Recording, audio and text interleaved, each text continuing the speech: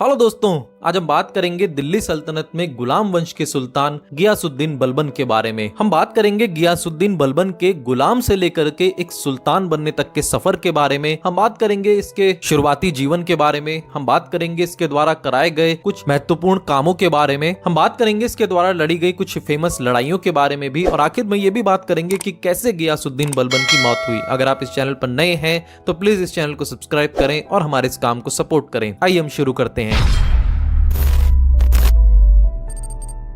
तो गियासुद्दीन बलबन का जन्म हुआ सन 1206 में सेंट्रल एशिया में, और ये एक इल्बारी तुर्क था। और बताया जाता है कि जब गियासुद्दीन बलबन काफी कम उम्र का था तभी उसको मंगोलियों ने किडनैप कर लिया था, उसको उठा लिया था ताकि वो उसको गुलाम बनने के लिए बेच सकें। और सबसे पहले जो है बलबन को ख्वाजा जमालुद्दीन ने खरीदा, जो कि बसरा का रहने वाला था। और ख्वाजा जमालुद्दीन ने ही उसको एक नाम भी दिया जो नाम था बहाउद्दीन। और शुरुआत में जो है गियासुद्दीन बलबन को बहाउद्दीन के नाम से जाना जाता था। और उसके बाद जो है जब ख्वाजा जमालुद्दीन दिल्ली में आया तब उसके बाद इल्तुतमिश ने बलबन को और बाकी कई गुलामों को जो है जमालुद्दीन से खरीद लिया था। और इल्तुतमिश के बलबन को खरीदने के बाद सबसे पहला जो काम बलबन को मिला था वो था वाटर कैरियर का। पहले समय में क्या होता था कि लोगों के घरों में जाकर के कुछ लोग पानी की व्यवस्था प्रोवाइड कराते थे, वो पानी को भरते थे और लोगों के घरों तक या फिर महल तक पानी को लेकर के आया करते थे। और यही काम जो है शुरुआत में बलबन को भी मिला था। उसके बाद जब इल्तुतमिश ने देखा कि ये जो बलबन है ये काफी इंटेलिजेंट है, काफी बुद्धिमान है, तो फिर इल्तुतमिश ने जो है इसको खासदार की पोजीशन दे दी। खासदार का मतलब होता था जो कि राजा का पर्सनल अटेंडेंट होता था। और इसी प्रकार से धीरे धीरे करके बलबन ग्रो करता गया, ग्रोथ होती रही उसकी। और उसको जो है आगे जाकर के इल्तुतमिश ने अपने सबसे भरोसेमंद 40 लोगों को मिला करके एक तुर्काने चहलगानी का निर्माण किया था, एक दल चालीसा का निर्माण किया था।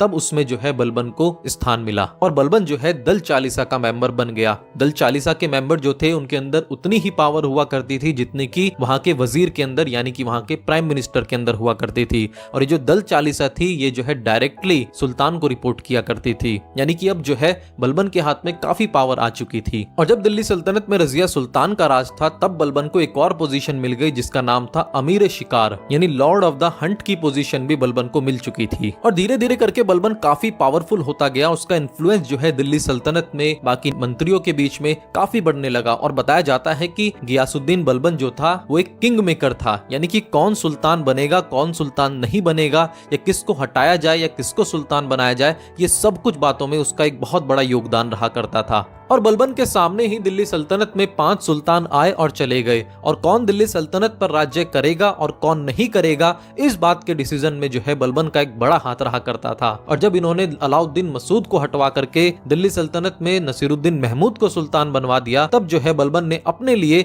वजीर की पोजीशन को वहां पर रिजर्व कर लिया। और फिर सन 1246 से लेकर के 1265 तक बलबन ने दिल्ली सल्तनत पर एज अ वजीर जो है राज्य किया। कहा जाता है कि ये जो नसीरुद्दीन महमूद था ये केवल नाम का सुल्तान था, ये बहुत ज्यादा ध्यान अपने एडमिनिस्ट्रेशन पर अपने राज्य में नहीं दिया करता था, पर जो पूरा शासन चलाया करता था वो बलबन ही था। जो बड़े मेजर डिसीजन होते थे वो बलबन ही लिया करता था और पूरे शासन को संभालने का काम उस समय पर बलबन का ही था। और बलबन को ही जो है नसीरुद्दीन महमूद ने एक टाइटल भी दिया था और वो था उलूग खान, यानी कि खान ऑफ वर्ल्ड, यानी कि संसार का खान। और ये टाइटल जो है नसीरुद्दीन महमूद ने गियासुद्दीन बलबन को दिया था। और इसी के साथ साथ जो है गियासुद्दीन बलबन ने नसीरुद्दीन महमूद के साथ अपनी एक बेटी की शादी भी करवा दी थी। और नसीरुद्दीन महमूद के मरने के बाद जब नसीरुद्दीन महमूद सन 1265 में मरा, उसके बाद जो है दिल्ली सल्तनत पर सुल्तान बनने के लिए गियासुद्दीन बलबन तैयार हो गया। और फिर जो है गियासुद्दीन बलबन दिल्ली सल्तनत का 9वां सुल्तान बना। कहा जाता है कि इसने सुल्तान बनने के लिए जो कोई भी इसके रास्ते में आया नसीरुद्दीन महमूद के बाद उन सबको मरवा डाला। और फिर जो है बलबन दिल्ली सल्तनत का 9वां सुल्तान बन गया। और जब ये सुल्तान बना तब इसकी उम्र जो है लगभग 60 वर्ष की थी। और इसी तरह से सबसे पहले जो दिल्ली सल्तनत पर मोहम्मद गौरी ने राज्य किया, उसके बाद उसके मरने के बाद कुतुबुद्दीन ऐबक आया, उसके बाद इल्तुतमिश आया, उसके बाद रुकनुद्दीन फिरोज आया, फिर आई रजिया सुल्तान, फिर आया मुइजुद्दीन बरहम, फिर आया मसूद शाह और उसके बाद आया नसीरुद्दीन महमूद। और जो है 9वां सुल्तान जो है फिर दिल्ली सल्तनत का गियासुद्दीन बलबन बना। और सुल्तान बनते ही जो है गियासुद्दीन बलबन ने एक जो बड़ा डिसीजन लिया वो था इसने दल चालीसा के 40 लोगों को मरवा डाला था। क्योंकि जो दल चालीसा थी उस समय पर इतनी ज्यादा पावरफुल हो चुकी थी कि इनके हाथ में बहुत बड़ी पावर रहा करती थी। और ये चाहते तो किसी को सुल्तान बना भी सकते थे और किसी को सुल्तान के पद से हटवा भी सकते थे। और इसको लगता था कि ये जो दल चालीसा है ये इसके रास्ते में रोड़ा बन सकती है, तो बलबन ने जो है अपने शासन में इन दल चालीसा के 40 लोगों को मरवा डाला। कोई कहता है कि बलबन ने एक एक करके इनको मरवा डाला, और किसी का मानना है कि बलबन ने इन 40 को किसी मिशन पर भेजा और उसके बाद सेना पीछे से भेज करके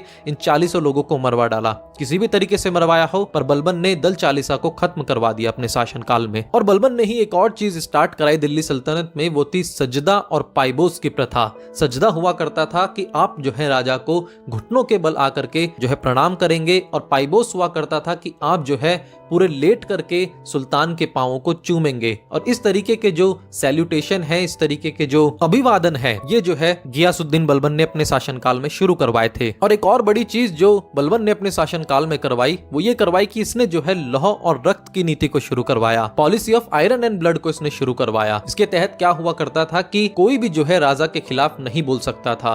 उसका मानना था कि जो राजा है, जो सुल्तान है, ईश्वर का ही भेजा हुआ एक दूत है, और खुदा को छोड़ करके किसी को अधिकार नहीं कि कोई सुल्तान से उसके कामों के बारे में जवाबदेही मांगे या उसके किसी भी काम पर कोई उंगली उठाए। और इसने कहा कि अगर कोई भी मेरे निर्णय से असहमति जताएगा तो उसको जो है सीधा मरवा दिया जाएगा, उसकी गर्दन होगी और हमारी तलवार होगी। और उसने इस नीति को इसलिए चलवाया था क्योंकि जैसा कि मैंने आपको बताया, इसने जो है दल चालीसा के 40 पावरफुल लोगों को मरवा दिया, और जो नसीरुद्दीन महमूद का और कोई भी उत्तराधिकारी था उन सबको भी इसने मरवा डाला। तो दिल्ली की सल्तनत ने जो है बगावत कर डाली थी इसके खिलाफ, और उसी बगावत को शांत करने के लिए इसने कहा कि अगर कोई भी मेरे से बोलेगा या मेरे किसी भी काम पर सवाल उठाएगा तो उसको मरवा डाला जाएगा। और कहा जाता है कि बलबन ने अपने दरबार में बहुत ज्यादा स्ट्रिक्ट जो है नियम कानून लगा रखे थे, यानी इतने नियम कानून वहां पर स्ट्रिक्ट थे कि कोई जो है बलबन के दरबार में हंस भी नहीं सकता था। और जो है वाइन और शराब और जो जुआ है, गैम्बलिंग, इन सब चीजों को बलबन ने अपने टाइम में बैन करवा दिया था। और कहा जाता है कि बलबन ने खुद भी वाइन पीना छोड़ दिया था। और बलबन की अपीयरेंस के बारे में बताया जाता है कि बलबन जो है अपने समय में एक लंबी दाढ़ी रखा करता था,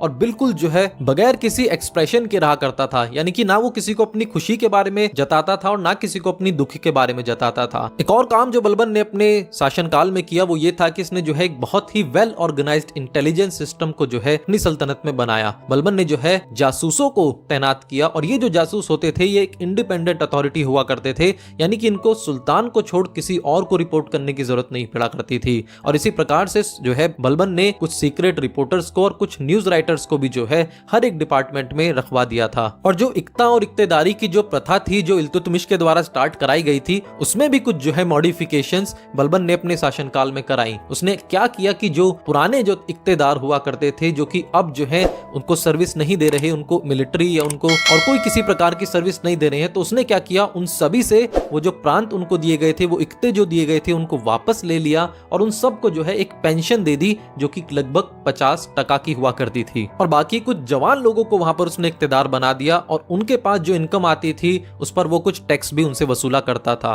और जैसे कि कुछ लोग थे जो कि पहले मिलिट्री सर्विसेज प्रोवाइड कराया करते थे, उनके मरने के बाद जब वो उनके जो इक्ते थे उनके पत्नी या उनके बच्चों के हाथ में आ गए थे, तो वहां से भी जो है उसने वो इक्ते वापस ले लिए और उनको कुछ राशि जो है धन के रूप में दे दी थी। और गियासुद्दीन बलबन के शासनकाल में बताया जाता है कि बहुत बड़ी मात्रा में जो है पंजाब के अंदर कन्वर्जन्स हुए थे, यानी कि बहुत से लोगों ने जो है इस्लाम धर्म को बलबन के शासनकाल में अपनाया था। एक और चीज जो बलबन ने हिंदुस्तान में प्रपोज की थी या इंट्रोड्यूस की थी वो थी फेस्टिवल ऑफ नवरोज, यानी नवरोज का एक त्योहार था जो कि एक पर्शियन त्योहार हुआ करता था, जो कि पर्शियन न्यू ईयर हुआ करता था। तो उस चीज को भी जो है बलबन ने भारत में इंट्रोड्यूस किया, जो कि मनाया जाता था 21 मार्च को। और एक और टाइटल जो बलबन ने अपने आप को दिया वो दिया नियाबत खुदा, यानी कि खुदा का बंदा। वो अपने आप को खुदा का बंदा मानता था, और वो ये मानता था कि जबकि मैं खुदा का बंदा हूं तो कोई भी मेरे किसी भी डिसीजन पर सवाल नहीं उठा सकता। और अगर हम बात करें बलबन के द्वारा लड़ी गई लड़ाइयों या उसकी मिलिट्री अचीवमेंट्स के बारे में, तो बहुत सी मिलिट्री अचीवमेंट जो है बलबन की उसके वजीर वाले काल में रही। जैसे कि उसने उच्च की जगह को मसूद शाह के शासन में अपने कब्जे में किया था,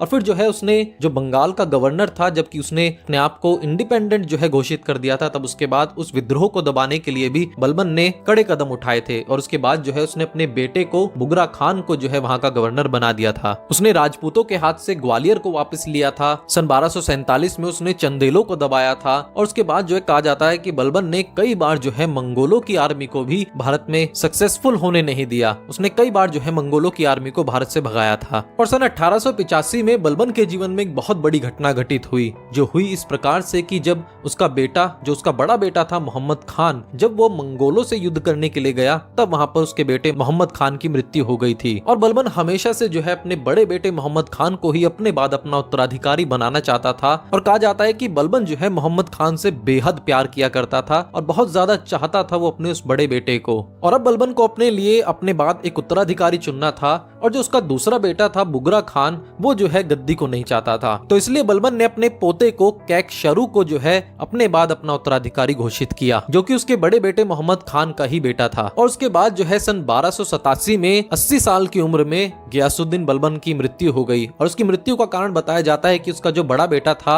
मोहम्मद खान, उससे वो बहुत ज्यादा प्यार करता था, और उसकी जो मौत है, उसकी मौत का गम जो है वो बर्दाश्त नहीं कर पाया, और उसकी मौत के गम में ही जो है गियासुद्दीन बलबन की जान चली गई। और इसी प्रकार